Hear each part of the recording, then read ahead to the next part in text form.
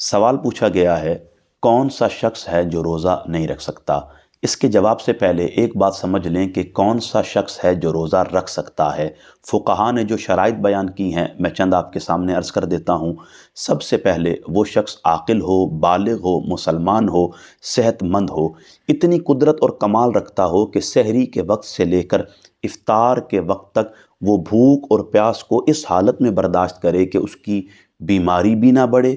اس کو جان کا خطرہ بھی نہ ہو، اور اگر وہ صحت مند ہے تو زیادہ بیمار بھی نہ ہو۔ اس قدرت اور کمال کو پا لینے والا شخص روزہ رکھے گا، اس پر روزہ فرض ہے۔ اب کون سا شخص ہے جو روزہ نہیں رکھ سکتا؟ بنیادی طور پر ایسا بندہ جو دائم المرض ہے، وہ عورت ہو یا مرد ہو، ہر وقت اس کے ساتھ بیماری خاص رہتی ہے، ایک لمحے کے لیے بھی بیماری سے اسے راحت، اطمینان اور سکون نہیں ہے، وہ اگر روزہ رکھتا ہے بیماری کے بڑھنے کا خطرہ ہے، اس کے مرنے کا خطرہ ہے، اس کے جسم کے کسی عضو کو نقصان پہنچنے کا خطرہ ہے، تو ایسا دائم المرض انسان، وہ عمر کے کسی بھی حصے میں ہو، مرد ہو یا عورت ہو، وہ روزے سے رخصت لے سکتا ہے، لیکن جب رخصت لے گا تو اس کے عوض وہ اس کا فدیہ ادا کرے گا۔